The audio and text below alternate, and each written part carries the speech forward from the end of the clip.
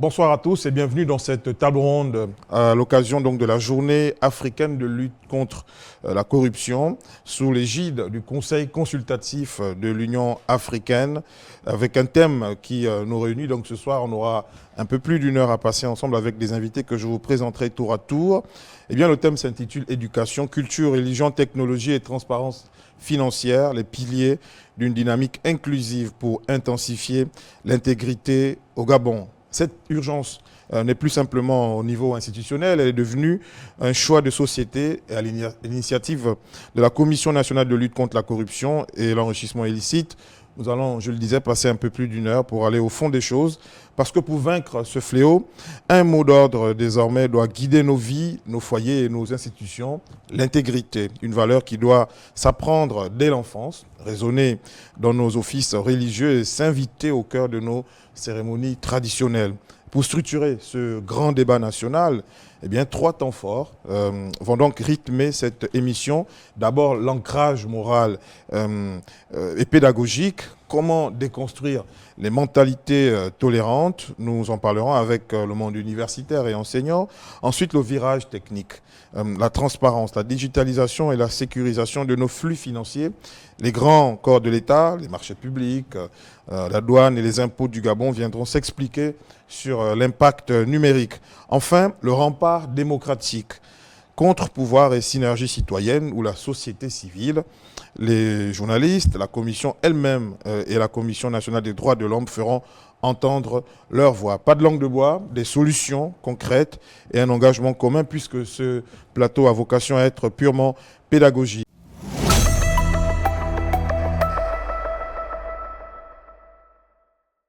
On va ouvrir donc cette première session thématique avec les invités que je vais vous présenter tour à tour, disais-je. Il s'intitule « Ancrage moral et pédagogique, comment déconstruire les mentalités tolérantes ». Déjà avec moi sur le plateau, Madame Ambunda Sophie, épouse Fassa. Elle est commissaire membre point focal de la Commission nationale de lutte contre l'enrichissement illicite et la corruption auprès du Conseil consultatif de l'Union africaine. C'est bien cela, madame? C'est bien ça. Voilà, bienvenue. À côté de vous, c'est la docteure Brigitte Gabriela Ndon-Assoumou, enseignant-chercheur au département droit public de l'université Omar Bongo à Libreville. Bonsoir madame. Bonsoir. Et bienvenue. Alors à ma gauche, c'est vous, monsieur Romuald Boussougou Okuma, animateur socio-culturel, traditionnaliste, secrétaire général adjoint de l'association nationale Maranga Manzambe. Suis-je correct dans la déclinaison de votre profil? Heureusement. Et puis à côté de vous, c'est le docteur Ghislain Oloui, qui est chercheur au département Histoire-Géographie et d'éducation de la citoyenneté à l'Institut pédagogique national. Je balbutie un peu, peut-être que je me trompe ou pas. Non? Éducation à la citoyenne. Ben voilà, heureusement que vous êtes là vous-même pour restituer les choses. Première question, madame le commissaire membre, vous qui êtes le point focal du Conseil consultatif de l'Union africaine auprès, à la Commission nationale de lutte contre la corruption et l'enrichissement illicite. Pouvez-vous nous justifier, s'il vous plaît, le thème de cette table ronde? Merci, monsieur Monjo. Alors, je voudrais, avant de justifier le thème de cette table ronde, remercier avant tout Gabon Première pour l'opportunité qu'elle offre à la CNSEI, à la Commission nationale de lutte contre la corruption et l'enrichissement illicite, d'évoquer la question, d'évoquer le 11 juillet 2026. Alors, mes remerciements ici vont également à l'endroit de tous les panélistes ici présents qui n'ont pas ménagé, qui ont sacrifié autant pour moi de leur temps pour prendre part justement à cette table ronde ici, pour débattre sur la question de la problématique de l'intégrité. Je représente effectivement la Commission nationale de lutte contre la corruption et l'enrichissement illicite ici à cette table ronde sur le mandat de son président, M. Mbou Nestor. Et à ce titre, en qualité d'ailleurs de point focal de cette commission auprès du Conseil consultatif de l'Union africaine. Donc à ce titre, je suis heureuse d'apporter la contribution de la Commission nationale de lutte contre la corruption et l'enrichissement illicite à nos échanges relativement à la question de l'intégrité, à la question de la bonne gouvernance et même au mécanisme de lutte contre ce fléau. Voilà, juste pour rectifier que c'est le thème national et pas spécifiquement de cette table ronde. Je me tourne vers vous, docteur Brigitte Gabriela Ndon-Assoumou. C'est vous demander quel est le rôle des universitaires dans le jeu qui consiste à produire des données et des analyses locales sur les mécanismes de corruption au Gabon, voilà, afin de les transformer, évidemment, en ces résultats de recherche, je veux dire, en outils pédagogiques. Voilà. Quelle est votre contribution dans ce sens? Je tiens d'abord à remercier donc l'équipe de Gabon Télévision également, mais également à remercier la commission de m'avoir convié à cette table ronde autour d'un thème pertinent. Et avant d'aborder la lutte contre la corruption, il convient d'abord de resituer ce phénomène dans son contexte actuel. Donc, il faut dire que le Gabon, à l'instar des autres pays en voie de développement, vise des objectifs de bonne gouvernance. Donc, plusieurs réformes ont été entreprises afin de moderniser la gestion des finances publiques. Malheureusement, en marge de ces réformes évolue le phénomène de corruption. Donc, la lutte contre la corruption est devenue l'un des défis majeurs du pays. Donc, plusieurs actions ont été menées. Malheureusement, nous nous rendons compte que ces actions peinent à porter leurs fruits, vous voulez porter leurs fruits. Et c'est là que vous, universitaires, vous intervenez à travers vos recherches. À travers nos recherches universitaires. Comment les transformez-vous en résultats pour les adapter aux outils pédagogiques nécessaires à l'éducation financière? Oui. Donc nous, au niveau de l'université Omar Bongo, nous avons attaqué le problème sous deux angles. D'accord. Donc, premièrement, du côté des enseignants, déjà, on va essayer de développer ce qu'on appelle une culture d'intégrité et d'éthique, c'est-à-dire que chaque enseignant entrant est appelé à signer une charte d'éthique, donc qui a été mise en place par le professeur, l'ancien ministre, le professeur Ndoum. Donc, on va du postulat que pour transmettre la culture d'intégrité, il convient d'abord d'être intègre soi-même. Absolument. Donc, du côté des enseignants, c'est ce qui a été mis en œuvre. Maintenant, du côté de la formation, nous avons développé des programmes spécifiques pour les Masters 1, par exemple. Nous avons des Masters en management des organisations publiques. Nous avons un projet de création d'un Master pour la lutte contre la corruption. Donc, en fait, on met ces programmes en marche parce qu'on va du principe que former des cadres compétents, c'est également former des personnes qui doivent développer une culture d'intégrité et d'éthique, qui sont des valeurs nécessaires pour mettre en œuvre les principes édictés du FMI, tels que la transparence budgétaire, la performance. Donc, ces programmes permettront aux étudiants, par exemple, d'évoluer avec ces nouveaux principes, de les assimiler et plus tard de les véhiculer. La vie purement active, avec de belles notions de gestion financière. Mais en fait, je dirais qu'on peut aller plus loin.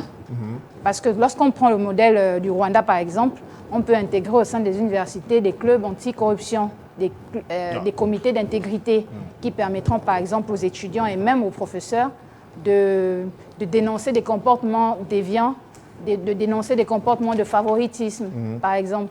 Bien sûr, il faudra mettre en place des mesures qui permettent d'instaurer la confiance. Parce que, donc, voilà pour notre contribution. Mais c'est bien, vous reviendrez à la suite de cette session thématique. À présent, je me tourne vers vous. Monsieur Romuald Boutsougou Okuma, en tant qu'animateur socioculturel, traditionnaliste, membre actif d'une grande association qui réunit d'autres traditionnalistes. Mais comment est-ce que vous contribuez à inculquer à vos sujets, entre guillemets, les valeurs telles que le déclinait Dr Brigitte Gabriela dans Assoumou?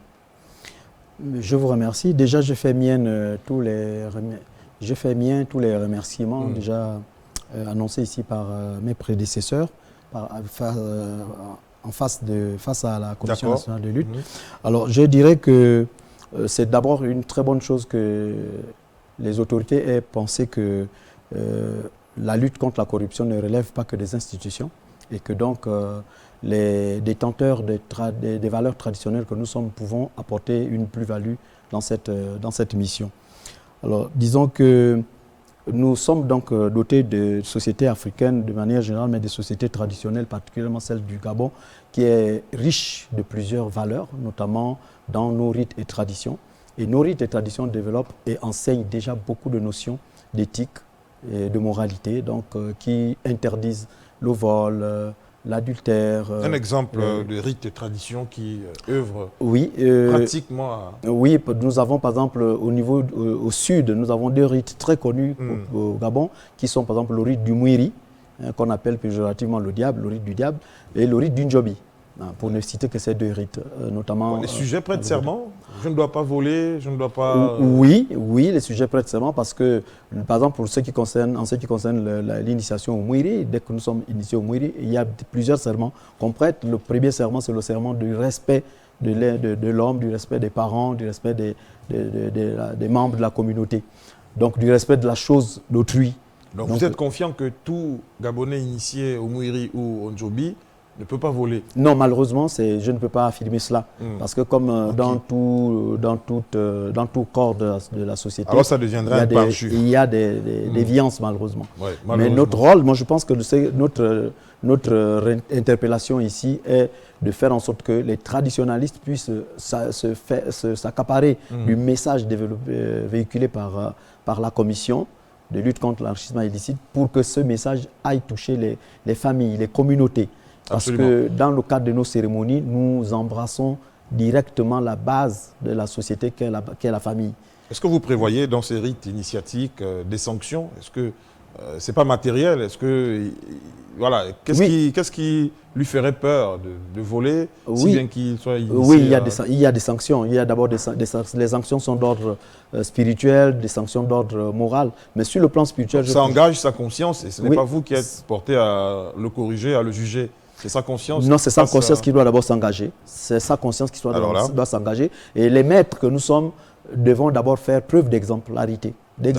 Donc vous ne pouvez pas moraliser quelqu'un, vous ne pouvez pas conscientiser quelqu'un si vous-même vous n'êtes pas un exemple.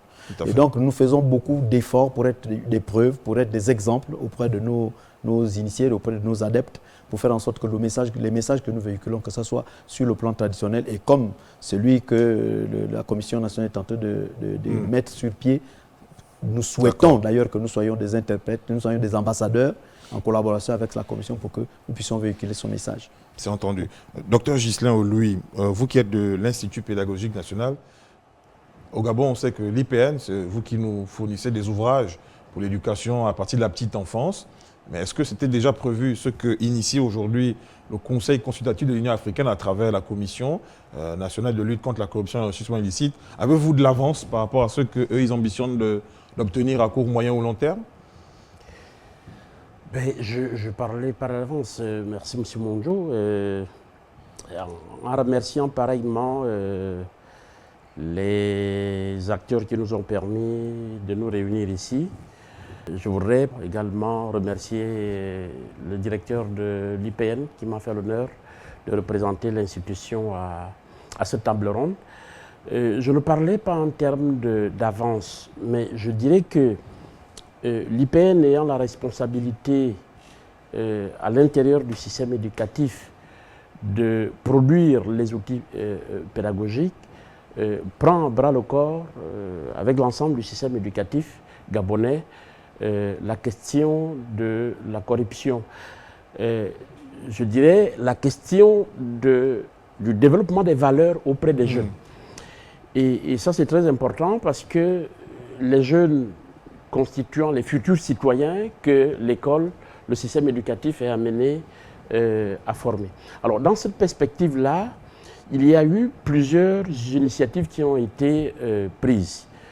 Il faut d'abord rappeler l'instauration de l'éducation civique en 1992, parce que pendant la période précédente, cet enseignement avait disparu. Et plus proche de nous, il y a eu la loi éducative 21-2011 que l'éducation nationale, que le gouvernement à travers le ministère de l'Éducation nationale a adoptée. Alors cette loi, ce qui est particulier par rapport au développement de l'intégrité et donc à la lutte contre la corruption, c'est que cette loi instaure vraiment l'éducation à la citoyenneté comme pilier du système éducatif gabonais. Parce que parler de la corruption relève fondamentalement de cet enseignement. Alors, l'éducation à la citoyenneté est envisagée sous deux angles, comme méga finalité que tout acteur éducatif doit pouvoir poursuivre, mais en même temps comme enseignement disciplinaire qui est dispensé à l'école primaire, mais aussi dans l'enseignement secondaire. Et à ce niveau, la mise en œuvre des pratiques de développement de l'intégrité chez les jeunes ou de lutte contre la corruption se font sur 2 terrains. Le premier terrain, c'est une fois l'éducation à la citoyenneté a été instaurée dans la loi, mais il y a des disciplines d'accueil dans lesquelles, certes, on n'aura pas le thème corruption, mais on aura un ensemble de thèmes où la question de la corruption est sous-jacente en tant qu'elle vient jouer comme obstacle au développement du secteur. Non, ce serait quoi concrètement? Alors concrètement, si on avec prend, les termes si on prend l'enseignement de l'éducation à la citoyenneté, si vous prenez par exemple en 6e le thème de la circulation routière, il y a un sous-thème à l'intérieur qui est le respect du code de la route. Et le respect du code de la route fait que, étant entendu que la corruption donne lieu à des conduites qui obligent à obtenir des récompenses par rapport aux actes, aux prestations qu'un agent public peut pouvoir réaliser, ou bien de s'abstenir de les réaliser, alors la circulation routière est une bonne occasion, le respect du code de la route, que ce soit de la part des conducteurs ou de la part de ceux qui doivent veiller à ce que... Et par rapport aux questions de corruption et d'enrichissement illicite, quel exemple on peut tirer des ouvrages que l'IPN produit et met à la disposition des élèves il n'y a pas d'ouvrage spécifique sur la corruption, puisque les ouvrages reprennent jusqu'à un certain point les programmes qui sont élaborés. Si vous prenez la question des inégalités de développement, le sous-développement, comme on le disait à l'époque, l'un des critères... Oui, mais ça c'est au lycée, je crois. Oui, c'est au lycée, sociales. En économie et en géographie. Absolument, mais là on s'intéresse aussi à la petite enfance. Peut-être l'école primaire devrait déjà pouvoir être sensibilisée sur ces pratiques, ces bonnes valeurs. Oui, les mêmes enseignements qui sont regroupés en des, comment on appelle ça, des grandes familles, on parle d'éveil, on parle de la connaissance du milieu, etc. Oui, on le trouve aussi. Prenez la question de l'environnement. La géographie n'est pas loin de là. Et les secteurs économiques, l'exploitation des ressources naturelles, c'est des domaines dans lesquels les opérateurs, par rapport au respect des normes qui sont établies, facilement des pratiques de corruption. Et c'est à cette occasion, lorsqu'on fait ces leçons-là, on est appelé à aborder ces aspects pour montrer, développer chez les jeunes des conduites contraires à cela, de façon à ce que le bon fonctionnement de l'économie ou du secteur en question puisse se faire. J'aimerais aussi évoquer le deuxième terrain, qui est celui de rapidement, s'il vous plaît, qui est celui de la vie scolaire. On parle de la vie scolaire, c'est-à-dire toutes les relations qui se nouent entre les acteurs au sein de l'établissement, mais qui se font hors de la classe. Et c'est à ce moment-là aussi que les jeunes et les adultes qui les encadrent ont des occasions de gérer des situations qui leur permettent de faire preuve d'intégrité. Les coopératives scolaires, les clubs scolaires où les jeunes gèrent eux-mêmes des finances, où ils doivent organiser des cérémonies, il y a les activités socio-culturelles. Prenez par exemple le sport scolaire. Bon, si un arbitre doit favoriser une équipe parce qu'on lui a glissé quelque chose, vous voyez combien de fois cette activité peut vous parlez des coopératives une opportunité aussi. Au sein des lycées et collèges, avec le devoir, l'obligation réditionnelle de pouvoir rendre des comptes de l'utilisation des fonds. Madame Mbunda, s'il vous plaît. En fait, rebondir en présentant un peu les missions de la commission. La commission, en fait, a un rôle de prévention, la commission a un rôle de sensibilisation et la commission a un rôle également d'enquêteur. Ça veut dire quoi? Ça veut dire qu'elle prévoit, elle prévient, elle sensibilise sur les risques de corruption. Elle va sensibiliser qui? Elle va sensibiliser les administrations, elle va sensibiliser les citoyens au risque de la corruption. Dans le monde éducatif, par exemple, la commission est prête à accompagner, n'est-ce pas, le monde éducatif à l'élaboration, par exemple, des manuels pédagogiques. qui intègre à l'intérieur même des notions de corruption, des notions d'intégrité, des notions d'honnêteté. Alors, dans le volet, par exemple, en ce qui concerne l'enseignement secondaire, la Commission peut bien entendu également accompagner les établissements secondaires à mettre en place des clubs d'intégrité. Même à primer aussi les élèves, les établissements, autant pour moi, les plus intègres. Et l'on appréciera, on étudiera ensemble les critères qu'il faudra mettre en place pour attribuer à tel ou à tel établissement tel prix pour les primer. Donc, en outre, avec ça aussi, je voulais relever également que la Commission, également, comme disait l'orateur précédent, nous ne pouvons pas, n'est-ce pas, aller sensibiliser sans que la Commission elle-même n'ait un outil de sensibilisation. La Commission a, à cet égard-là, un outil de sensibilisation, c'est le code éthique qu'elle a également, parce qu'elle ne peut pas se prévaloir de sa propre turpitude. D'accord, très bien. Docteur Noah Soumou, alors, la réputation qui peut être un peu entachante que la conscience collective a des étudiants, c'est l'envie d'aller très vite, tout de suite, de travailler et de gagner beaucoup d'argent et finalement de tomber de plein pied dans ce qu'on appelle le coca. Alors, dans les curricula que vous développez au sein de l'université Omar Bongo, cette notion de coca purement africaine, est-ce que vous trouvez une importance à pouvoir déjà nettoyer entre guillemets la mémoire des étudiants qui sont prêts à aborder la vie active avec des fonctions importantes de gestion des finances? Alors nous, à l'université, malheureusement, je dirais que lorsque les étudiants arrivent à ce stade, l'éducation est presque achevée. Donc, comme mes confrères l'ont relevé autour de cette table, c'est un problème qu'il faut régler à la source. Ouais. Donc, dès la plus tendre enfance, il faut commencer à rechercher les moyens nécessaires pour développer cette culture d'intégrité, que nos enfants puissent grandir avec de telle manière que quand ils arrivent à l'université, nous, on continue le travail qui a déjà été fait en amont. C'est pas toujours évident, docteur. Ils arrivent à l'université, mais ils ont très vite envie de travailler parce que, bon, il faut en finir avec le chômage. Ils estiment qu'ils ont accusé beaucoup de retard dans leur épanouissement social. Et là, ils tombent dans les méandres de la corruption. Oui, ils ont accusé beaucoup de retard. Ça ne sert à rien, nous, en tant qu'enseignants, de parfaire les futurs cadres sans pour autant continuer à mettre l'accent sur l'éthique. Ouais. C'est prendre le risque de reproduire les dérives actuelles. On est obligé également, en formant les futurs cadres, de continuer à développer ces différents principes d'intégrité qu'ils devront, à leur tour, acheminer lorsqu'ils seront appelés à des postes de responsabilité. Oui, Madame Mbunda, avant de revenir vers les valeurs fondamentales, on les acquiert depuis la petite enfance, donc au sein même de la famille. Donc quand la base déjà pratiquement est ratée, malheureusement, elle tout poursuit. Donc nous pensons qu'effectivement, il faut commencer justement à intégrer ces valeurs fondamentales depuis la plus petite enfance, en commençant justement non seulement dans la famille. Peut-être qu'ils ont intégré ces valeurs depuis la petite enfance, mais peut-être la pauvreté, entre guillemets, aussi favorise, les encourage malheureusement à avoir envie de gagner plus très tôt.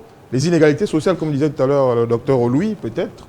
Oui, l'enseignement se poursuit, l'enseignement ne s'arrête pas. Aussi longtemps on vivra, aussi longtemps la pédagogie continuera. Donc, dès la petite enfance, quand on a commencé, on continue à insérer, à intégrer, à faire entrer ces valeurs-là chez les enfants.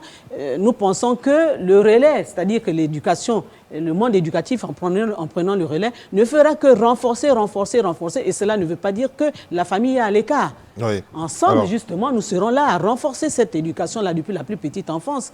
Et c'est ce qui va nous poursuivre pour faire, n'est-ce pas, des cadres de demain. Oui. Pour leur apprendre effectivement que nous ne pouvons pas voler à cet âge-là. Voilà, si vous commettez un tel acte qui est contraire à l'éthique, voilà ce qui vous attend. C'est prévu. Si vous gérez mal les fonds, par exemple, de la coopérative, soyez-en sûr que le lycée n'aura pas d'électricité. Soyez-en sûr que demain, vous n'aurez peut-être pas de table-banc. Soyez-en sûr que l'infirmerie du lycée n'aura peut-être pas de médicaments. Dernière question pour vous. Désolé, madame, puisqu'on arrive presque au terme de cette première session thématique. Docteur Ndoa Soumou, est-ce que le réseau Alumni est un moyen de pouvoir déjà se réunir et de faire le point de comment est-ce que X, Y ont géré l'administration qui leur a été donnée pour gérer les hommes et les finances? Le réseau Alumni, souvent, aux sorties des universités, des écoles. Est-ce que vous pensez que c'est un outil important pour pouvoir faire le point ensemble de la bonne gouvernance? Bon, chaque réseau a son utilité. Parce que vous-même aussi, vous êtes alumni, certainement, quelque part, d'une promotion universitaire. Chaque réseau a son utilité, donc je dirais que en fait, tout part vraiment de la volonté. Il y a une résistance aux réformes. Donc ceux qui marchent dans d'autres pays peuvent également marcher au Gabon. Il faut déjà que chaque personne puisse rechercher ce besoin de retourner à l'intégrité. Mais voilà, c'est ça. Docteur Louis, oui, pour finir, ça va être votre mot de fin aussi. Désolé. Oui, je voudrais ajouter 2 éléments. Le premier est que parmi les initiatives que prend le ministère de l'Éducation nationale, on peut noter l'adoption récemment du cadre politique de l'éducation au développement durable au Gabon. Il y a eu des travaux à l'IPN et dès qu'on dit éducation au développement durable, il y a qu'il faut concilier l'aspect économique, la croissance économique, donc la corruption devient un obstacle à cela, le volet social et le volet environnemental. Exactement. Le deuxième élément que je voudrais présenter, c'est que assumer cette formation des jeunes à l'intégrité présente quand même un sacré défi pour les éducateurs, dans la mesure où régulièrement les jeunes sont confrontés à des contre-modèles que la société renvoie. Et que, à des moments donnés, quelqu'un s'est enrichi, s'est accaparé des ressources publiques, on le voit avec un train de vie. Mais ça, c'est pas qu'au Gabon. Hein, non, je n'en disconviens pas. Une ouverture sur le monde à travers les réseaux sociaux, l'Internet. Pour clôturer, je peux juste prendre un petit exemple sur l'organisation des élections en classe de 6e. Dans un lycée, je menais une recherche sur l'éducation à la citoyenneté. Un candidat en 6e, il a 10-11 ans, il achète un plateau de croquettes pour faire la campagne, distribue les croquettes à la classe et l'autre présente son projet. Celui qui a présenté les croquettes, il est battu et à la fin de l'élection, il demande qu'on lui rembourse ses croquettes. Alors vous voyez à 10 ans comment il réussit à s'inspirer des pratiques électorales qui sont courantes dans la société. C'est ça le défi que les éducateurs, nous avons par rapport à ce thème-là. Et l'autre défi, je termine par là, très bien le challenge. Ce n'est pas dans des situations de cours magistral qu'on peut mieux l'aborder. Il y a lieu que les enseignants en particulier mobilisent des pratiques pédagogiques qui mettent vraiment les apprenants en situation pour qu'ils puissent développer des conduites d'intégrité. On va s'arrêter par là. On arrive effectivement au terme. dans les cours magistraux qu'il faut vraiment s'imprégner, il faut sensibiliser et il faut vulgariser également les textes, les adapter justement à l'ère du temps. Vous le disiez, d'où la collaboration importante envisagée entre vous et le monde éducatif. Monsieur Romuald Boussougou Kouma, vous parlez tout à l'heure du Mouiri qui est assimilé à l'initiation au diable, mais comment est-ce que le diable sanctionne celui qui se montre par des comportements déviants aux valeurs que vous lui inculquez? Un peu rapidement, s'il vous plaît. Bon, avant que je ne réponde directement à la question, moi je pense que la diffusion d'un discours moral et l'intégration de l'éducation à l'éthique du côté du milieu traditionnel, c'est faire de l'intégrité d'abord une valeur sacrée. Et ça, à partir de nos traditions, nous pouvons le faire. Réhabiliter l'éducation traditionnelle. Donc il faut aussi que d'abord les autorités nationales reconnaissent les traditions gabonaises. Et c'est ce qui est en train d'être fait, parce que beaucoup d'associations sont devenues officielles. Est-ce que vos sujets qui, malheureusement, volent, entre guillemets, n'ont plus peur du Mouiri, du Djobi? Oui, il y en a quand même qui n'ont pas peur, parce que même jusqu'à l'intérieur de nos adeptes, il y en a qui sont sous serment, qui sont initiés normalement sous serment, mais qui volent. Malheureusement. Et nous, notre combat, c'est de justement remoraliser tous ces adeptes-là. Ou faire recours à un rite un peu plus fort, peut-être? Non, on n'en a pas besoin. On n'en a même pas besoin parce que bon, c'est peut-être les statistiques, on ne peut pas parler des choses sur lesquelles on n'a pas mené des études, mais il y en a qui subissent, qui périssent même, qui sont sanctionnés, parfois même au risque de leur vie. Bon, donc, l'idéal n'est pas tout à fait de penser que ça ne paye pas, ça ne sanctionne pas. Non, ça sanctionne. Il faut moraliser. Il faut moraliser et il faut aller à la base. La base, ce sont nos traditions. Par exemple, nous avons dans les initiations de Djobi ou Mouiri, les enfants y rentrent à l'âge de 8 ans, 9 ans. Parfois peut-être un peu moins. Et je crois que dès que ce discours-là est véhiculé dans ce milieu, à partir de cet âge, les gens grandissent avec de bonnes valeurs.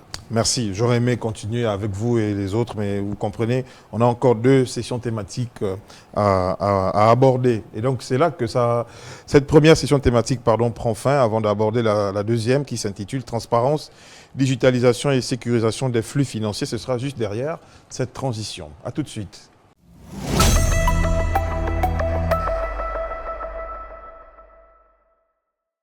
Voilà, de retour dans cette table ronde pour aborder la deuxième session thématique, un panel qui s'intitule Transparence, digitalisation et sécurisation des flux financiers, et voit donc la participation de nouveaux intervenants. Vous les voyez, les personnels, les cadres sinon de l'administration des douanes, des impôts et la direction générale des marchés publics, qu'accompagne avec moi Madame le point focal du Conseil consultatif de l'Union africaine, commissaire membre à la Commission nationale de lutte contre la corruption et l'enrichissement illicite. D'abord, vous, Madame, dites-nous quel est l'intérêt recherché par la Commission à travers cette session thématique. Ouais. Merci, monsieur. L'intérêt recherché par la Commission ici, c'est d'emmener toutes les administrations à sensibiliser les administrations sur l'éthique. Emmener toutes les administrations, n'est-ce pas, à respecter les bonnes valeurs en matière de lutte, en matière de corruption. Voilà. Donc, qu'est-ce qu'ils ont en termes de digitalisation? Qu'est-ce qu'ils ont prévu comme mécanisme pour lutter contre la corruption?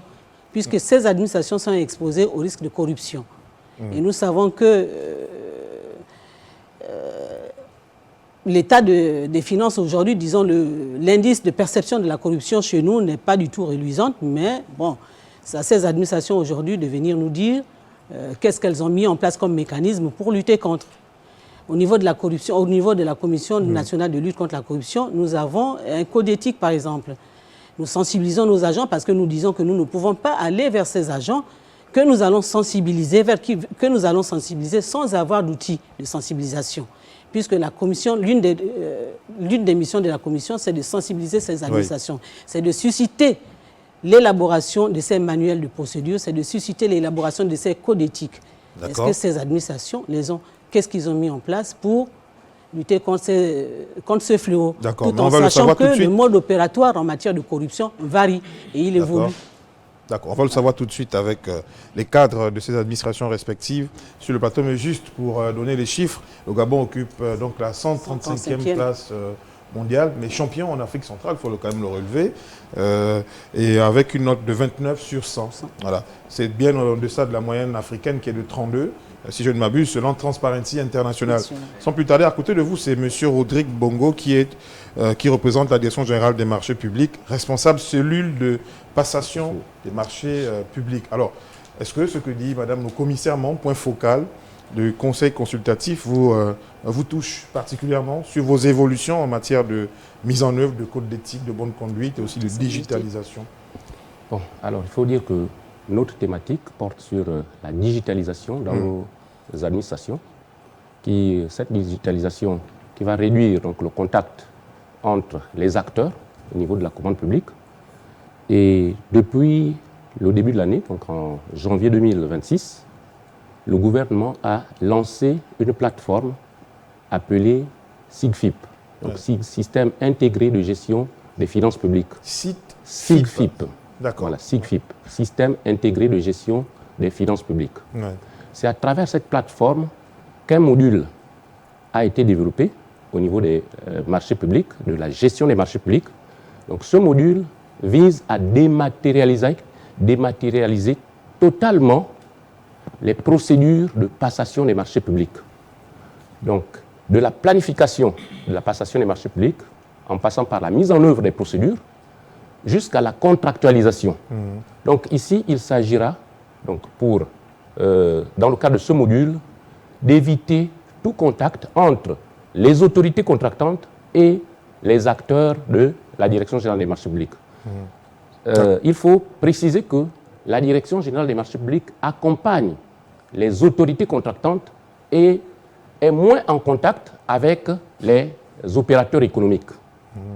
D'accord, c'est entendu. Vous allez revenir un peu dans les faits, ce que cela représente aujourd'hui. Le temps de me tourner vers le colonel Nzambé Patrick, inspecteur itinérant à la douane gabonaise. Bonsoir, monsieur. Et c'est vous demander comment l'interconnexion de vos fichiers, et là vous direz aussi à vous qui représentez les impôts tout à l'heure, comment justement cette interconnexion de vos fichiers favorise la sécurisation des flux financiers et empêche les fraudes documentaires et la fuite surtout des capitaux. Voilà, ça nous expliquer un peu tout ça. Bien, merci beaucoup.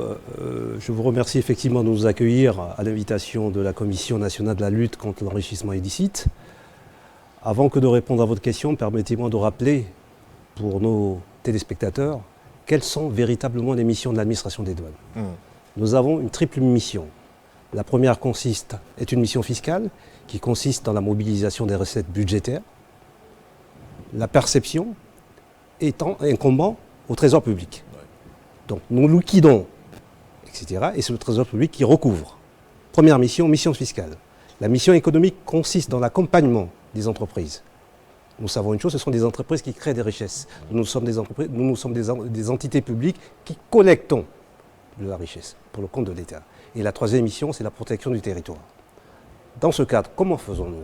En ce qui concerne l'administration des douanes, nous avons depuis longtemps que ce soit, on a commencé par le Sindara+, nous sommes passés au Sidonia+, et maintenant nous sommes au Sidonia World.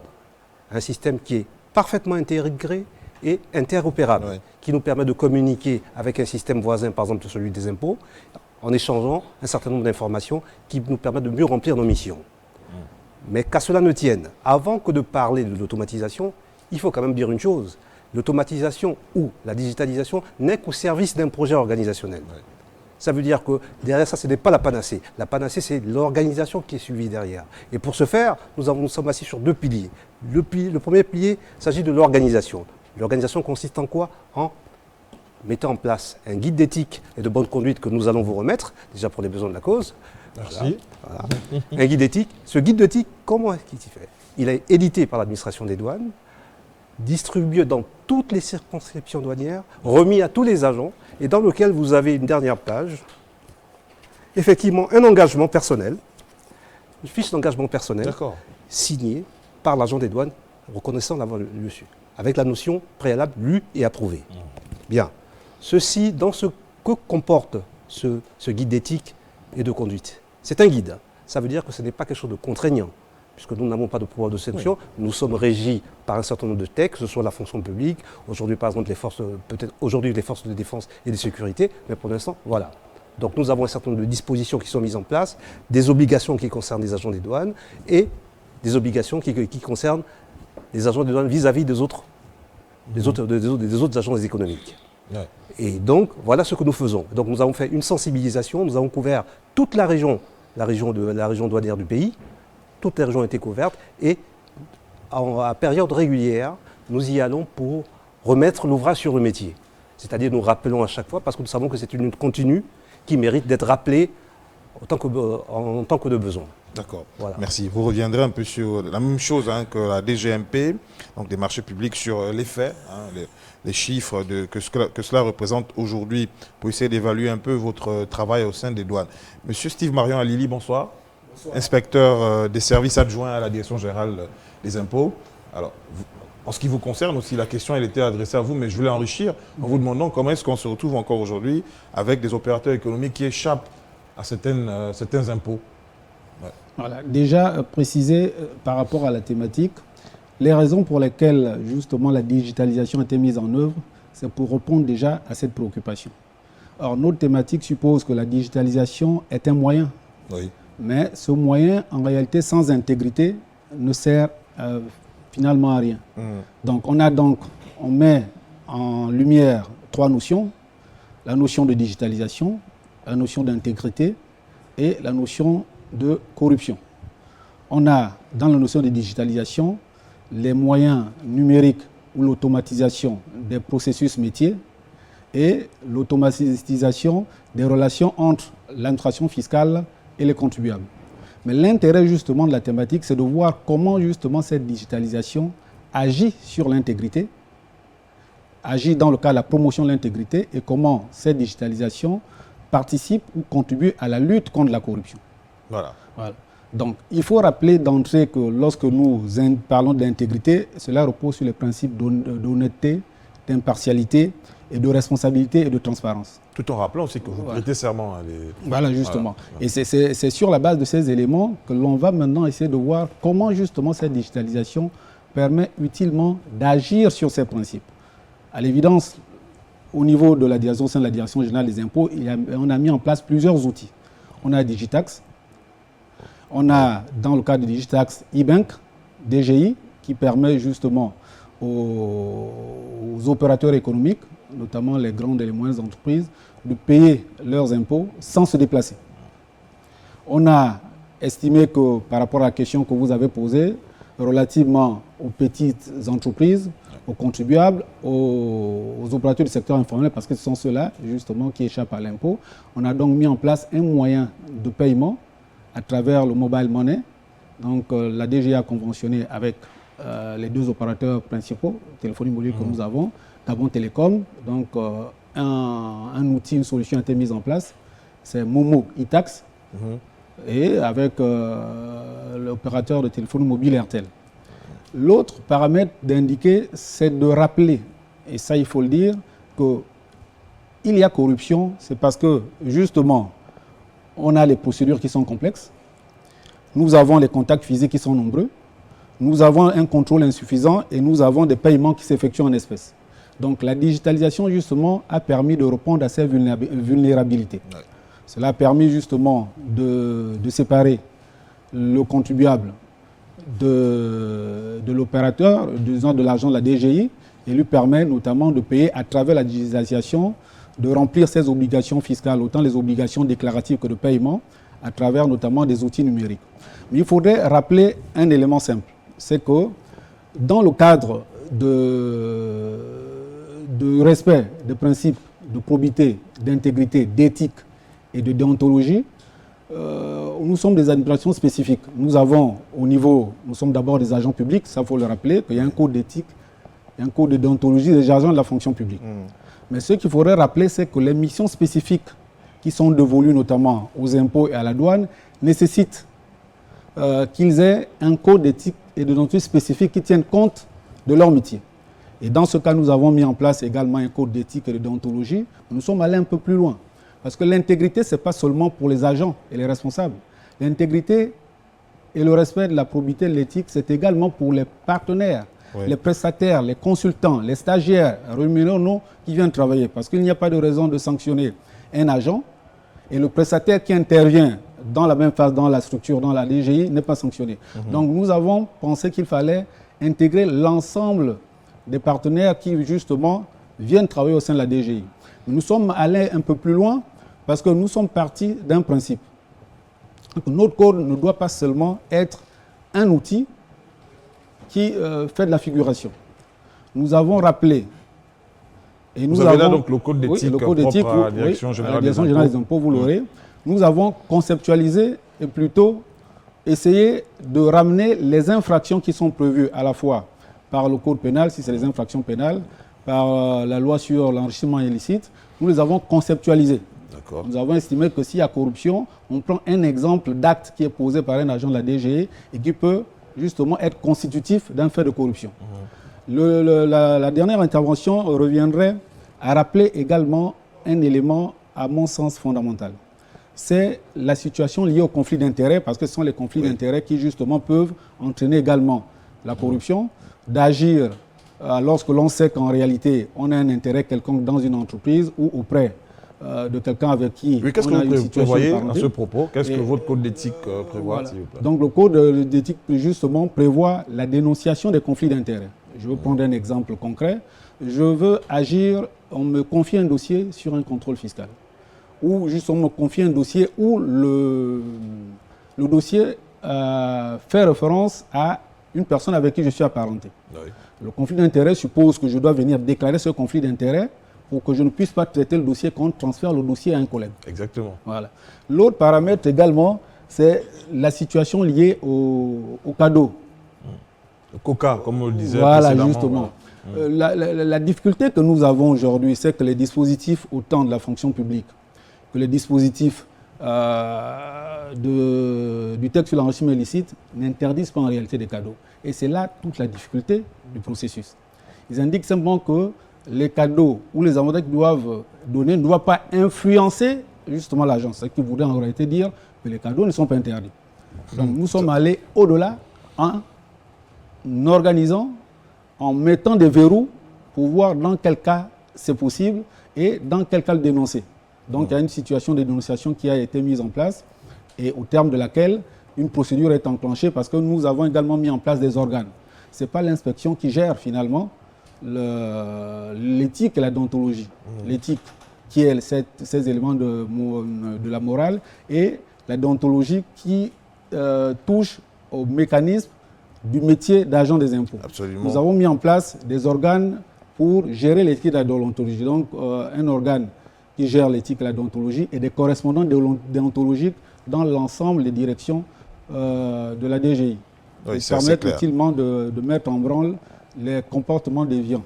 Voilà ce que je peux dire pour l'instant sur la question que vous avez posée. C'est assez clair, je vous rassure.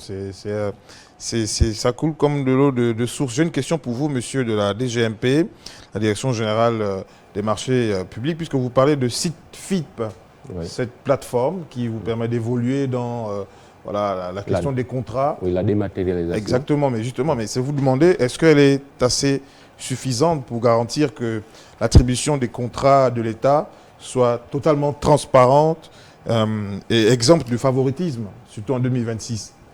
Oui. Alors, si oui, mais comment ? Alors, il faut d'abord rappeler que les marchés publics sont régis par 3 principes, qu'on appelle les principes fondamentaux de la commande publique. C'est la liberté d'accès à la commande publique, donc réservée à toutes les entreprises. C'est l'égalité de traitement des candidats et c'est la transparence des procédures d'attribution des marchés. Avant même la mise en place de SIGFIP, la Direction Générale des Marchés Publics avait déjà mis un site sur lequel toutes les opérations en matière de passation des marchés publics étaient publiées. Donc les avis d'appel d'offres sont publiés sur... publiés à temps. Publiés à temps. Ouais.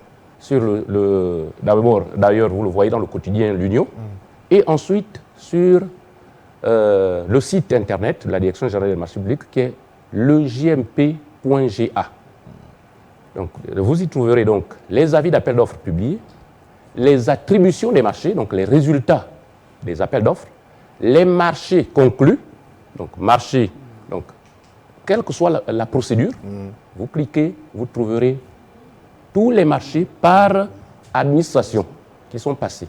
Donc ce sont ces principes-là qui sont également repris à travers SIGFIP.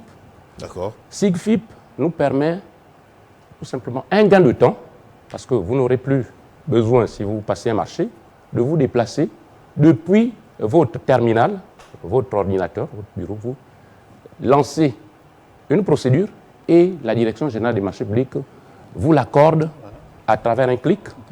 Donc, on a en clair, SIGFIP n'a pas vocation à assurer, à garantir une transparence dans l'attribution des contrats. Ce n'est pas fondamentalement son rôle. C'est pour faciliter les attentes administratives. Alors, à travers SIGFIP, il y a également à côté une autre plateforme qui est e-fournisseur, à travers laquelle toutes les entreprises enregistrées peuvent consulter les appels d'offres lancés.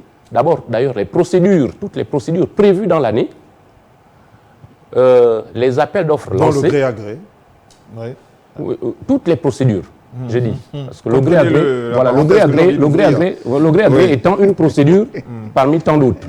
Voilà. Vous avez principalement 3 procédures les plus utilisées: appel d'offres ouvert, appel d'offres restreint et le gré à gré, qui est donc une procédure. Vous ne partirez pas sans parler du gré à gré, monsieur. Ce que cela représente aujourd'hui, les chiffres que nous donne la Commission, ça donne froid dans le dos quand même. Lorsqu'on a envie de donner la possibilité à toutes les entreprises de participer au développement des grands chantiers du pays, il se trouve que le gré à gré occupe encore une très grande place, alors qu'il devait se limiter à 15% des procédures.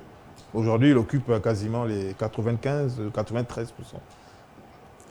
Alors, les chiffres que vous... C'est peut-être une parenthèse, mais c'est quand même important, vous ne partirez pas sans nous dire ça. Oui. Et les chiffres que vous voyez apparaître sont des chiffres parfois trompeurs. Ici, il s'agit donc d'apprécier les marchés en valeur et non en volume. D'accord. En valeur, ça veut dire j'ai 100 marchés à passer, j'ai 99 marchés que je passe par appel d'offres qui sont d'une valeur de 100 millions Donc ça me fait 99, ça me fait 9 milliards 900 millions.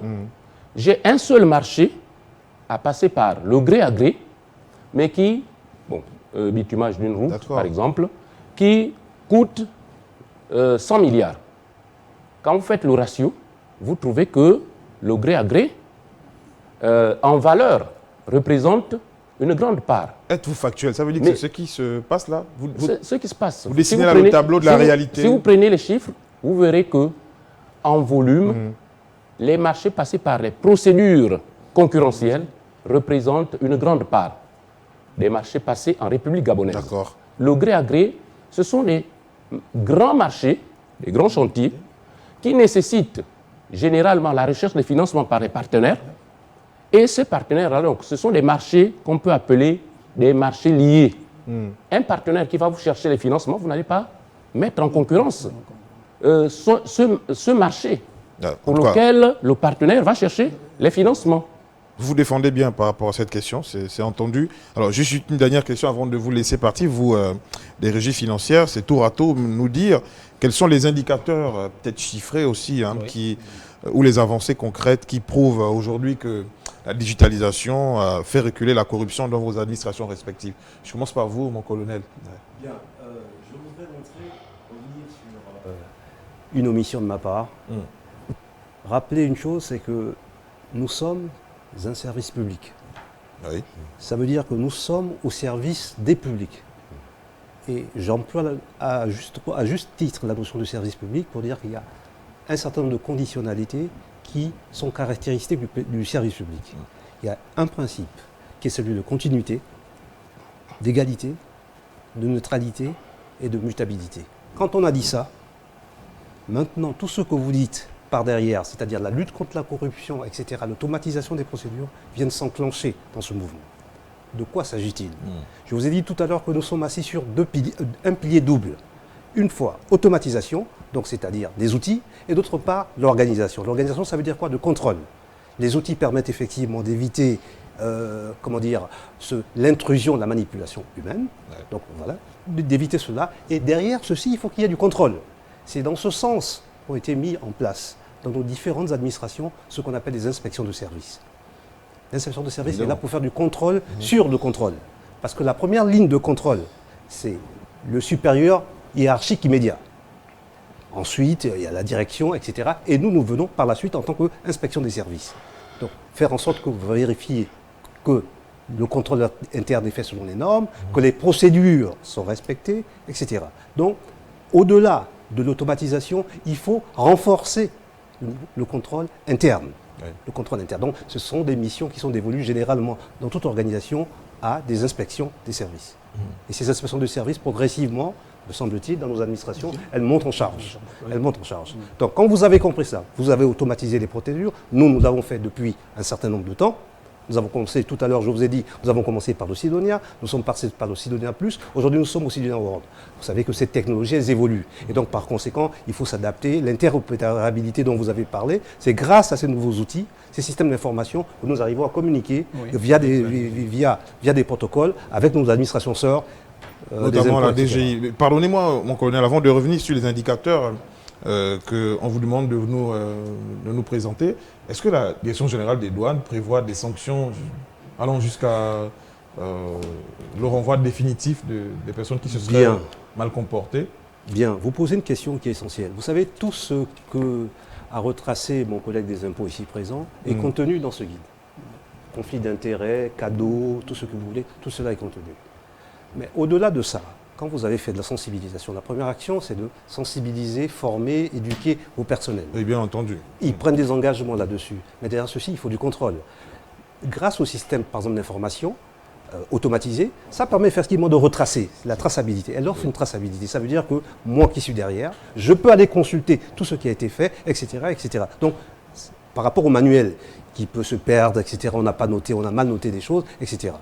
Donc, vous m'avez posé une question essentielle à savoir quelles sont les répercussions en termes de recettes, par rapport à, justement à la migration vers ces systèmes. C'est ça. Lorsque nous avons migré vers le Sidonia World en 2019, c'est bien ça? En 2019, nous avons eu, d'une part, au plan national, nous sommes passés d'environ 300 millions à 400 milliards de francs CFA. Ouais. Hein. Au niveau, par exemple, de la région nord du Gabon, donc la province du Haut-Thème, la circonscription douanière du Haut-Thème, nous sommes passés de 1 milliard à 3 milliards. Mais quand on dit ça, on ne dit pas qu'il y a eu de révolution derrière tout ceci. Ce sont les mêmes opérateurs économiques, ce sont les mêmes flux qui transitent, etc. Ça veut dire que grâce à la digitalisation, ça permet une meilleure prise en recette. Meilleure prise en recette. La meilleure prise en recette, ça veut dire que l'argent rentre dans les comptes du Trésor public et que par la suite, nous faisons des contrôles parce que je vous expliquais qu'au-delà de ces contrôles de première ligne, nous avons d'autres lignes de contrôle en douane, par exemple. Nous avons la deuxième ligne et nous avons une troisième ligne. Ça veut dire que pour des raisons de célérité, pour que vous puissiez acheter, par exemple, on va dire ce livret moins cher, on va supposer qu'il soit taxé, mais si cette marchandise séjourne dans des enseignes douanières pendant un certain temps, il y a des coûts additionnels qui viennent dessus. Donc c'est pour ça que ceux qui sont en première ligne, effectivement, ils sont là pour la célérité, sauf cas de flagrant. Oui. À ce moment, ils peuvent faire ce qu'on appelle des redressements, etc., etc. Mais par la suite, il y a une deuxième ligne, ensuite une troisième ligne qui est censée aller dans des entreprises, regarder la comptabilité. Donc, ce qui veut dire que le maillage est tellement bien fait, mais il faudrait par la suite que les gens soient formés, et il faudrait par la suite également que chacun, à son niveau de contrôle, puisse jouer pleinement sa partition. Très, très bien. Alors, à vous, monsieur Alili, la même question sur les indicateurs chiffrés et les avancées de la digitalisation au sein de la DGI. Et puis peut-être nous dire aussi si la DGI prévoit des sanctions en interne, allant du moins au plus grave.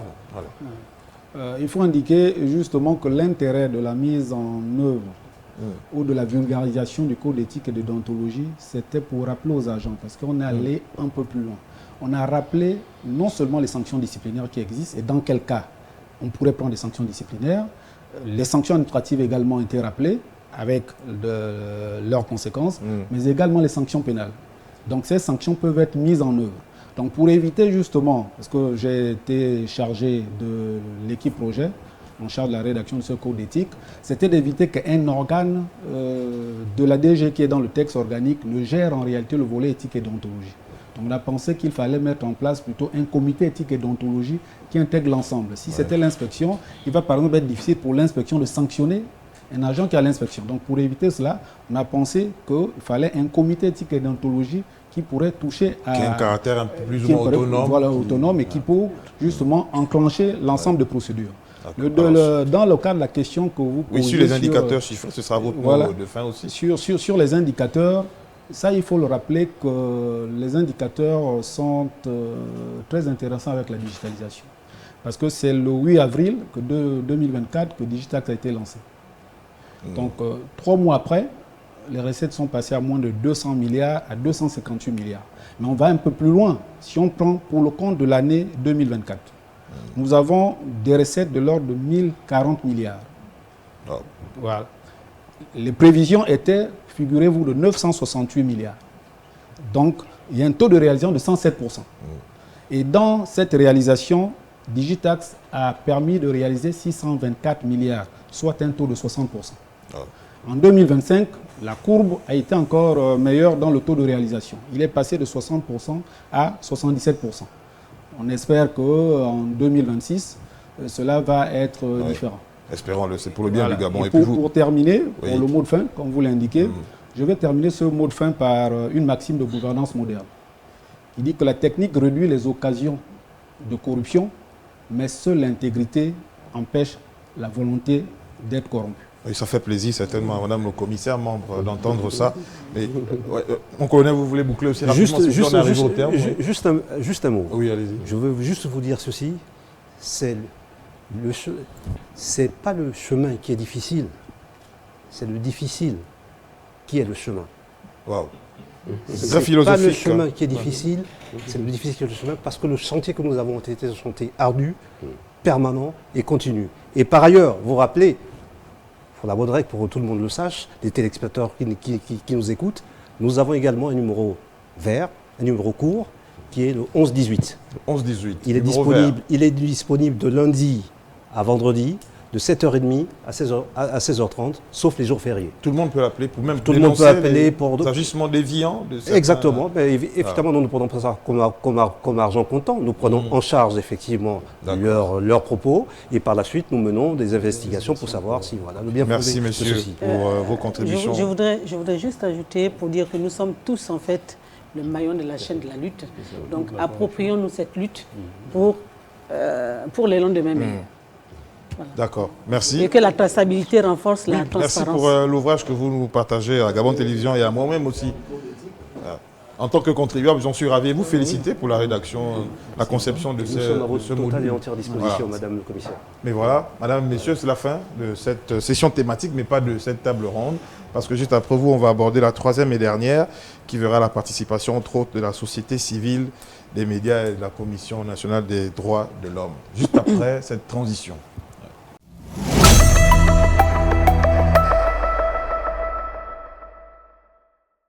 Troisième et dernière session thématique de cette table ronde.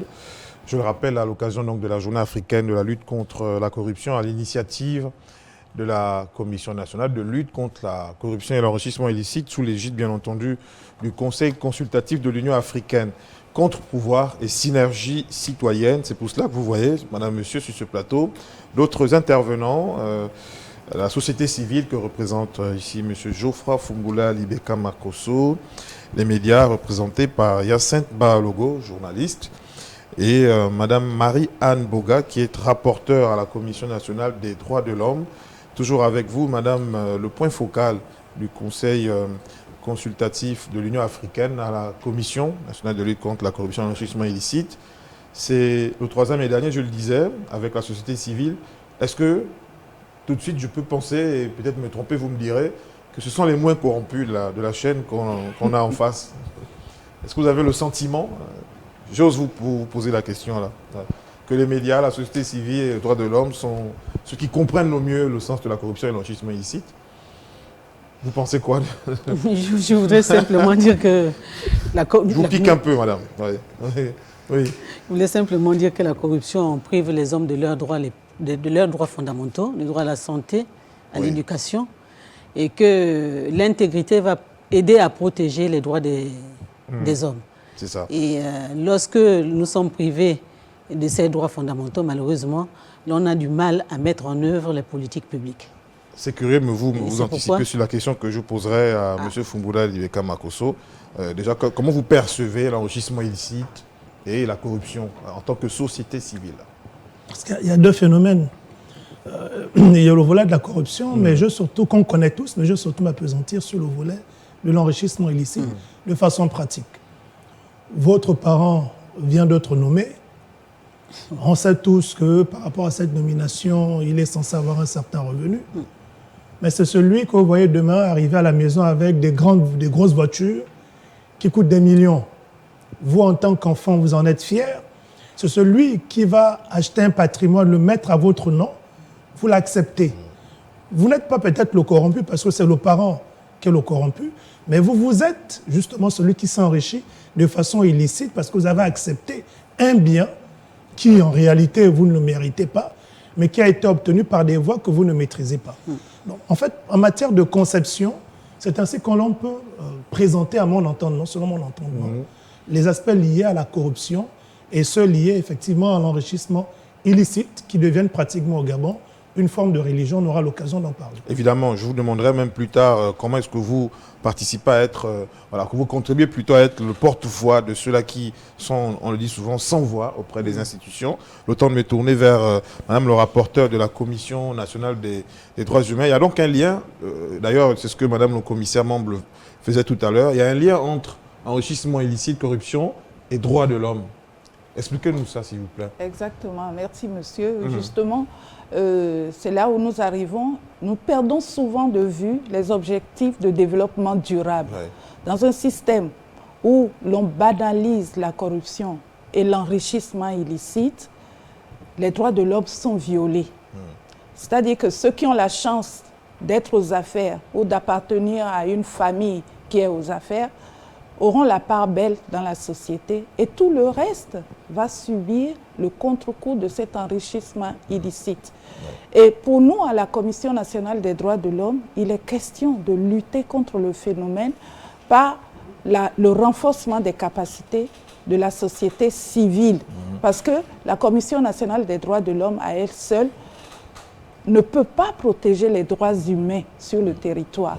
Donc, elle s'appuie sur l'expertise de la société civile avec l'espoir qu'il y aura un peu plus d'équité dans la distribution de la richesse nationale. Oui, c'est très bien. Et vous aussi, vous nous direz quels sont vos interlocuteurs directs, aussi bien sur le plan national qu'international.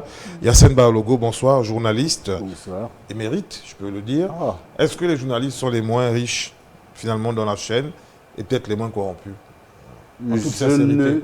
Je ne serai pas très affirmatif. Le journaliste est avant tout un citoyen. Il vit dans un pays et il adopte fatalement le même comportement que l'environnement dans lequel il vit. Il peut être corrupteur, un journaliste peut être corrupteur pour aller chercher une source d'information. Il peut être corrompu aussi. Et à ce niveau, il y a deux formes de corruption. Celle qu'il subit et celle qu'il va manifester lui-même. Celle qu'il subit, c'est celui qui viendra lui donner de l'argent pour écrire un article en sa faveur. Ou en défaveur d'un autre, à charge, dit-on. Souvent à charge pour quelqu'un d'autre. Il peut aussi subir une forme de corruption, mais négative. Corruption de pression sur sa... comment dire ça, sur sa carrière. On peut le menacer sur sa carrière en disant si tu ne fais pas telle chose, et là ce n'est pas de l'argent qu'il reçoit, mais il va agir contre son éthique, contre la volonté, contre la vérité, pour dire quelque chose qui n'est pas vrai. Ça aussi, c'est une forme de corruption de sa profession. D'accord, merci Yacine. Je vais revenir vers vous tout à l'heure. Je me retourne vers vous, Geoffroy Fungula Libeka Makosso. Il fut un temps où vous voyez tout courageux, prendre la parole dans les médias traditionnels et médias nouveaux, dit-on, pour dénoncer des faits de corruption, d'enrichissement illicite. D'où vous venez déjà ce courage? Et puis, est-ce qu'à l'époque, vous aviez déjà le sentiment d'être capable de représenter, je le dis tout à l'heure, ceux qui n'ont pas de voix? Bon, je veux dire qu'en ce temps, je ne le faisais pas pour représenter qui que ce soit. Je le faisais parce que la Constitution, justement, me confère cette qualité. La Constitution, dans ses dispositions, invite tout citoyen à défendre la patrie. Et les questions liées à la corruption relèvent justement de la responsabilité de tout citoyen. D'où venait le courage? En fait, il n'y avait pas de courage particulier si ce n'était qu'on était sûr que les actions que nous menons sont conformes à la loi. On évitait de diffamer, d'invectiver, d'insulter. C'est pour cela qu'on était toujours inscrit singulièrement dans une procédure qui se voulait être uniquement administrative. Mais pourquoi ces situations? Parce que, voyez-vous, la corruption coûte très cher au pays. On ne s'en rend peut-être pas compte. Regardez tous les milliards détournés, les projets qui n'ont pas pu être concrétisés. On est dans un éternel recommencement, c'est la corruption. La corruption, c'est comme je l'ai dénoncé, vous avez fait bien de le signaler. En 2019, un concours de la magistrature où une personne est admise après avoir été récalée au premier tour avec un 7 et aujourd'hui va exercer comme magistrat, mais ça ne meut personne.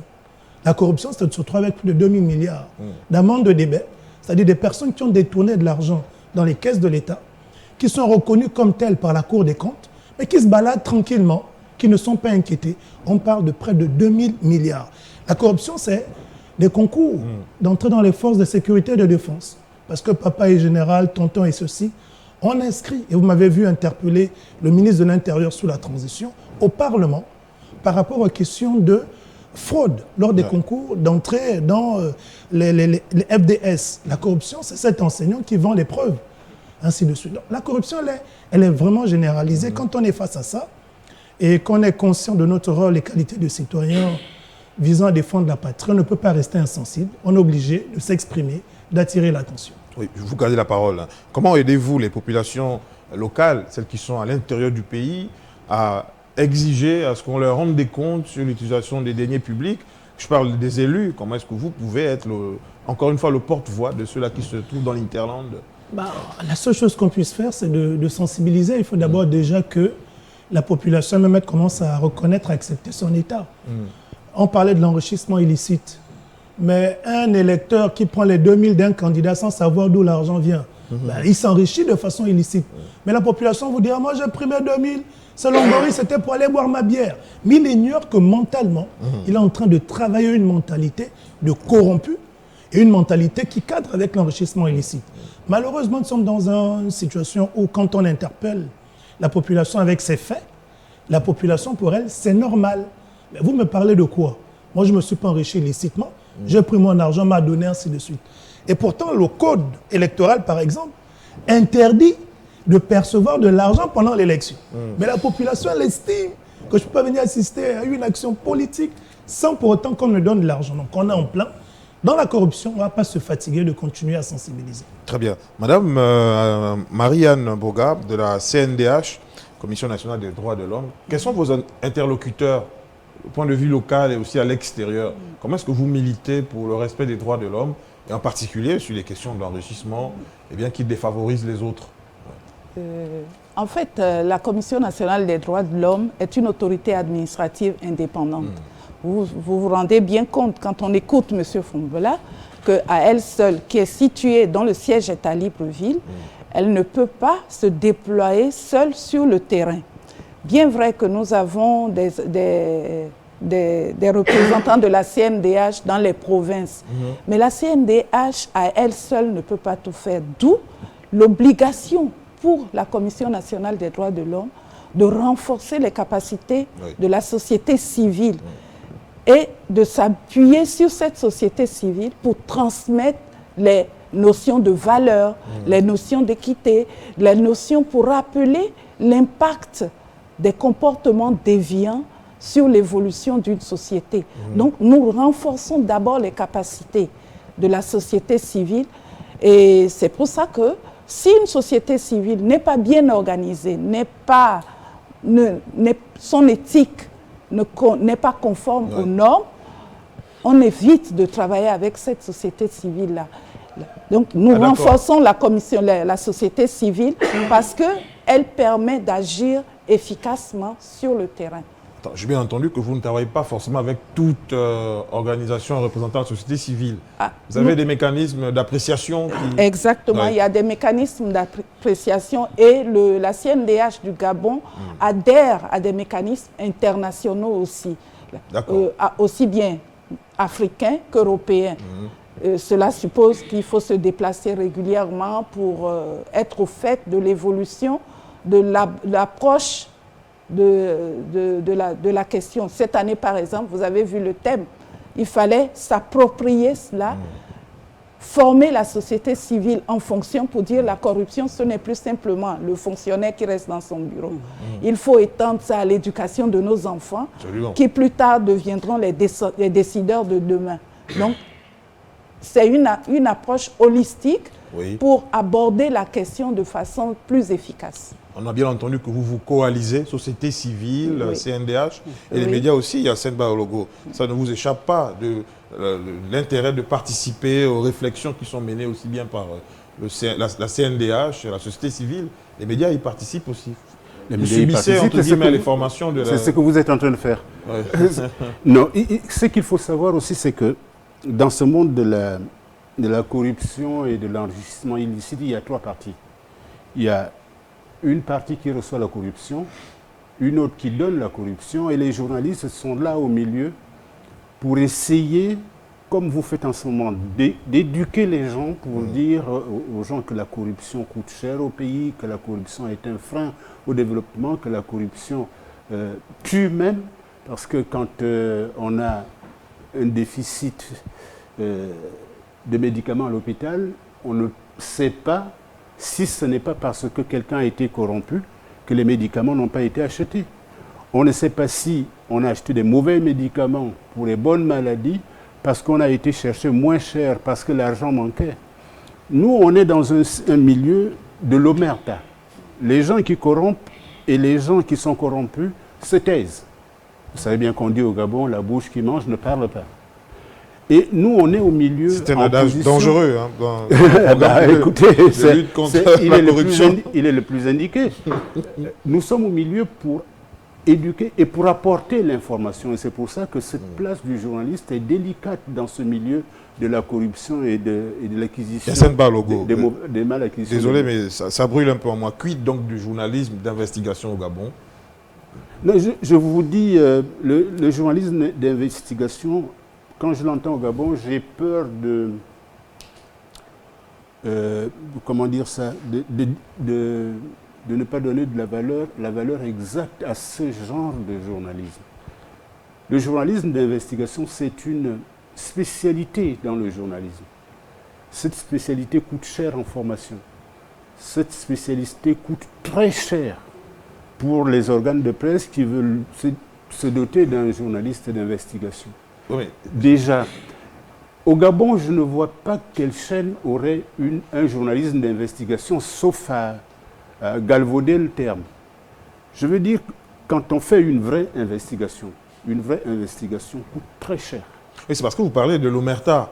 Mais on a des journalistes qui veulent aborder le champ de l'investigation pour pouvoir faire des révélations dans le but de changer, bien entendu, la société. Hein. Tous les journalistes veulent faire des enquêtes. Oui. Tous les journalistes peuvent. Est-ce qu'il aura la liberté de dire, de relever dans ses articles, hein, de les citer, les faits de corruption, sans qu'ils ne soient inquiétés?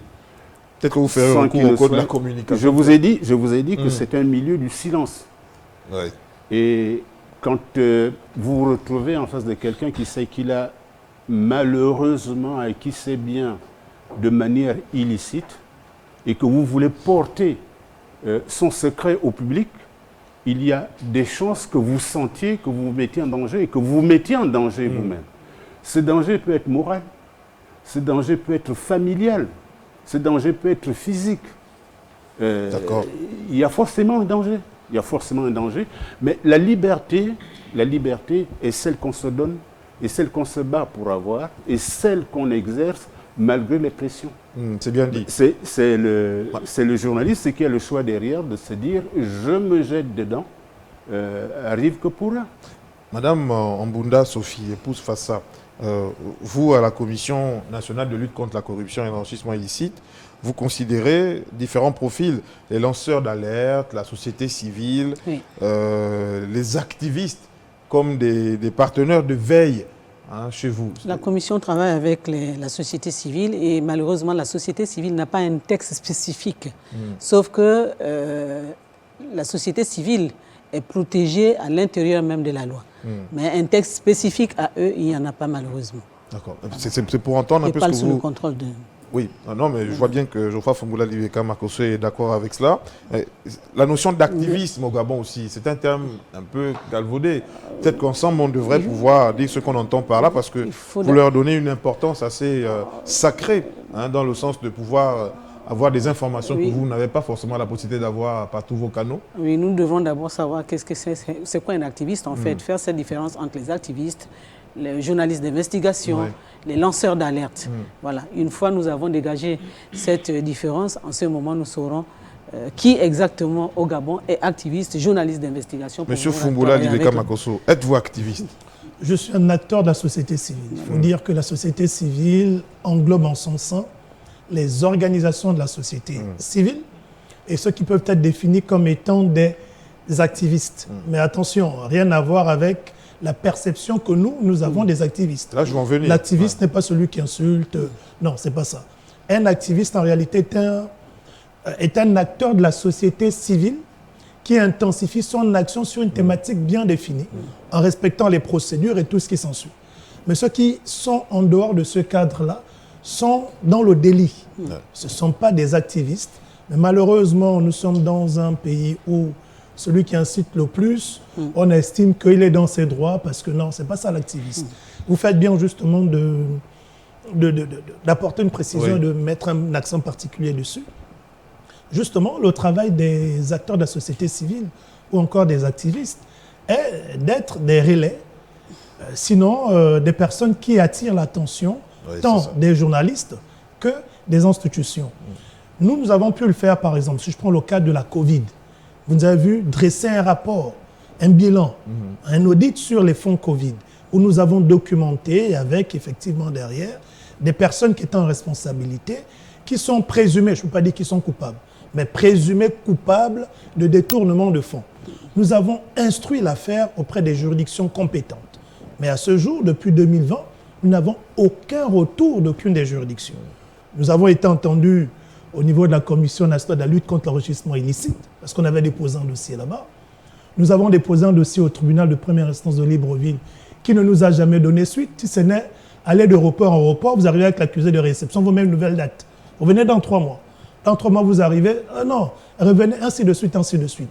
Donc, on se retrouve quelquefois dans une situation, on a le sentiment que malgré le fait que nous, on ait joué notre rôle en documentant et en alertant ceux qui sont censés prendre la décision, mais le fait que ces derniers ne donnent pas un retour de suite, c'est comme si on était dans une forme de chaîne solidaire où en réalité on parle de corruption, d'enrichissement illicite.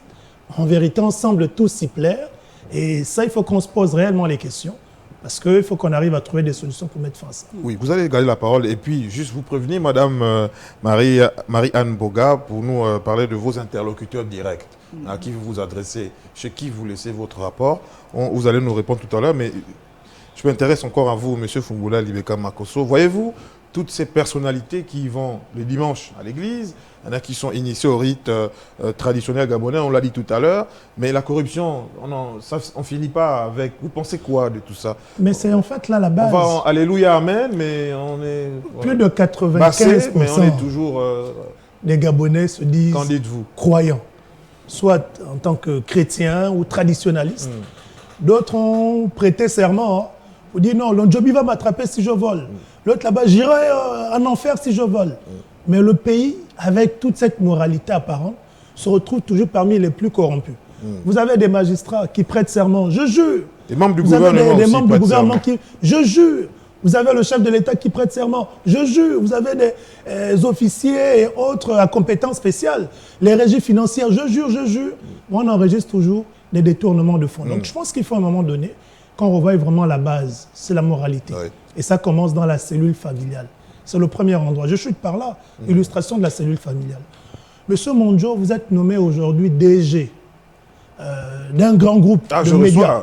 Oui, merci pour la prophétie. La première chose que vos parents vous diront, oh Manix, quand tu es là-bas, il ne faut pas jouer les maboules. Hein. Tu as vu les autres, non? Quand ils sont arrivés, en l'espace de 2 mois, ils ont construit des maisons. À cet instant, ceux qui hier se plaignaient de la corruption, mais quand ils ont un proche qui est promu, en fait, c'est comme si dans leur tête, ça va être totalement disparu. Ce sont les mêmes qui veulent vous pousser à la corruption. C'est malheureusement la situation dans laquelle nous sommes. Je ne sais pas qu'est-ce qu'il faut qu'on fasse, mais il faut qu'on réfléchisse à trouver des mécanismes, peut-être spirituels, je ne sais pas, mais bon. Vous avez été exemplaire pour finir, quand vous étiez vice-président à l'Assemblée nationale des transitions. Ben, si je ne pourrais pas répondre pour moi-même, sinon je vous dirais oui, j'ai joué mon rôle, mais ça je peux vous le dire, à moins qu'on m'apporte la preuve contraire. Je n'ai touché rien de ce qui est censé me revenir. Vous avez anticipé sur vos déclarations des biens auprès de Madame le commissaire membre. Je l'ai fait. Très bien. Voilà, c'était une petite parenthèse aussi intéressante pour montrer la valeur humaine que vous pouvez incarner. Madame le rapporteur, alors à propos de votre interlocuteur direct, est-ce que c'est le chef de l'État, les médias? À qui est-ce que vous rendez compte directement? La Commission nationale des droits de l'homme, chaque année, doit pouvoir dresser un rapport de ses activités en tirant des conclusions, en attirant l'attention des décideurs sur les points saillants. Le premier destinataire du rapport de la Commission nationale des droits de l'homme, c'est le chef de l'État. Parce qu'on fait le point sur l'ensemble, par rapport à l'ensemble du pays. Et par rapport au comportement, puisqu'il est question ici d'enrichissement illicite et de corruption, faire la relation entre la corruption et la question des droits humains. Le Gabon a vocation à siéger aux Nations Unies au Comité des droits de l'homme. Ça lui est arrivé et ça lui arrivera encore. Et nous rendons des comptes par rapport à tous ces phénomènes. Donc, notre premier destinataire du rapport, c'est le chef de l'État. Et bien évidemment, tous les chefs des institutions sont destinataires du rapport de la Commission nationale des droits de l'homme. Yassine Bahalogo. Oui, allez-y, madame. Mais je voudrais attirer l'attention sur le fait que la société civile, les ONG, les organisations non gouvernementales qui œuvrent dans ce secteur, on travaille plutôt avec celles qui sont sérieuses et qui sont, dans la mesure du possible, notoirement reconnues. Parce que c'est vrai, un activiste, c'est quoi? On évite de travailler avec la société civile qui n'est pas organisée. Parce que, justement, toute action de la Commission nationale des droits de l'homme vise à avoir un impact dans la société. Et c'est pour ça que nous travaillons aussi avec beaucoup d'institutions. Nous formons les forces de police nationale, des journalistes, la société civile bien évidemment, et toute société civile qui manifeste le besoin d'être formée sur ces questions. D'accord, c'est très bien. Merci pour la précision sur la notion d'activiste au Gabon. Yassine Bahalogo, les rapports de la CNDH vous intéressent-ils? Intéressent les médias, puisque vous parlez au nom des médias sur cette table ronde. Oui. Est-ce que c'est un sujet aujourd'hui qui est intéressant pour les médias? C'est toujours intéressant. C'est toujours intéressant de dénoncer les abus d'enrichissement illicite et de corruption. C'est toujours... c'est informatif, c'est une information, nous traitons de l'information.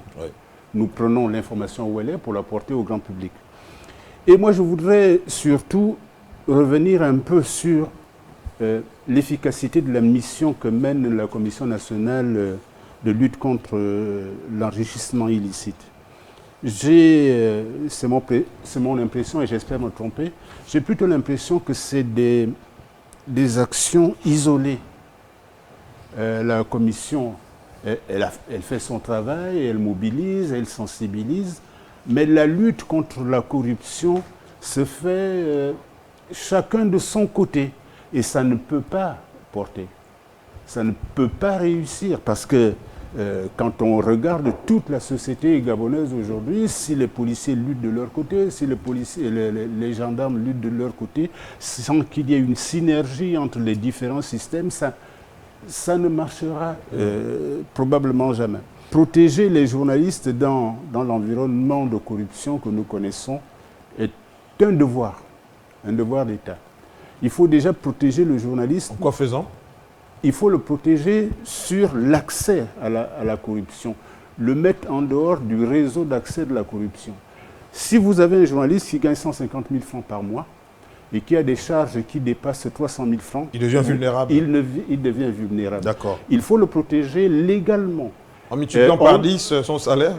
Peut-être pas. Peut-être pas, je crois que vous dites ça pour rire et je le prends pour une taquinerie. Oh, au moins à la moyenne, le plus important, au moins arriver à la moyenne requise le plus de important rémunération d'un journaliste. Non, le plus important, et j'insiste dessus, étant de le protéger par la législation. D'accord. Je ne voudrais pas qu'on en arrive au cas qui est arrivé à un de nos confrères d'un pays voisin qui était en train d'enquêter sur l'enrichissement illicite et qui a été retrouvé mort. Malheureusement, découpé en morceaux on a une pensée sur pour un lui, terrain vague. en toute solidarité pour voilà. notre Donc, confrère il faut gabonais. protéger par une législation dissuasive. Comme on protège les enfants aujourd'hui, je crois qu'on devrait protéger les journalistes sur l'enrichissement illicite et la corruption de manière assez dissuasive, comme prendre les lois qui dépassent ou qui sont équivalentes à celles de la lutte contre la pédophilie. Voilà. Et protéger le journaliste un peu comme le sont les douaniers et les inspecteurs généraux des impôts. Je ne sais pas pour les douaniers, je suis journaliste. D'accord. Je voudrais juste rebondir sur ce oui, allez-y, madame, parce qu'on va dire que la lutte aussi. Elle est inclusive, en fait, globale. Voilà. C'est pourquoi nous appelons les éducateurs, nous appelons le monde universitaire, les religieux. Donc, c'est cette approche-là. Donc, ensemble, justement, nous allons lutter contre parce que nous ne pouvons pas justement penser que la lutte c'est simplement l'agence de la Commission nationale de lutte contre la corruption ou les agences de lutte anticorruption qui sont les maîtres de la lutte. C'est ce que je disais, madame. Toutes les couches sociales doivent être ensemble pour justement mener cette lutte-là. C'est ce qui justifie justement la composition justement des intervenants. Absolument, c'est ça. Parce que on laisse l'impression que c'est vous seul qui vous en occupez. Et c'est l'impression qu'on a. Nous sommes là aussi pour pouvoir faire en sorte que les choses changent. Pourquoi pas? Peut-être demain, ce sera autre chose. Geoffroy Fumula Libeka. L'approche. Oui, c'est juste qu'il faut maintenant que chacun joue son rôle. C'est comme là, on a à la Cour des comptes 2000 milliards de débats, près de 2 milliards, aucune personne arrêtée. On a la Commission nationale de la lutte contre la corruption et l'enrichissement illicite qui reçoit les déclarations de fortune, pardon. On sait tous comment les gens s'enrichissent, rien que sur la base d'une déclaration de fortune d'une année à une autre.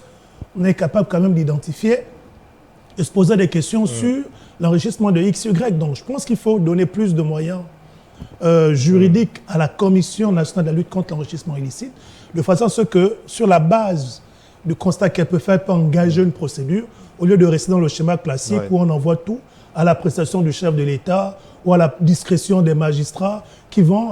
On n'a pas encore vu des hautes personnalités dans ce pays arrêtées pour enrichissement illicite, mais nous voyons tous les jours les châteaux qu'ils construisent. Ils se baladent, ils ont l'immunité, ils sont à gauche, ils sont à droite. On arrive, on parle tout le temps de corruption. Et à un moment donné, il faut qu'on perce l'abcès et qu'on décide réellement de mettre fin à la corruption et à l'enrichissement illicite.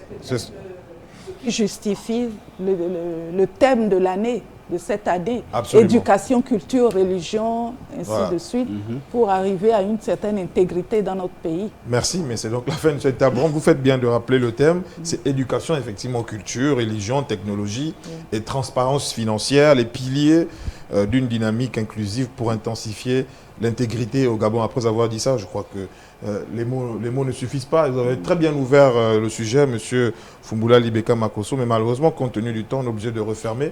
Vous dire merci, Mme Ambunda Sophie, épouse Fassa, qui représentait la Commission nationale de lutte contre la corruption et l'enrichissement illicite, point focal du Conseil consultatif de l'Union africaine. On a reçu plusieurs profils d'invités, les douanes gabonaises, les impôts, les traditionalistes. Malheureusement, on n'a pas pu avoir un religieux sur ce plateau, mais ça a été entendu que toutes les parties sont concernées pour résorber le problème de la corruption et l'enrichissement illicite au Gabon. C'est la fin, madame, monsieur, de cette table ronde. Bonne suite des programmes sur Gabon Télévision. Voilà, au revoir.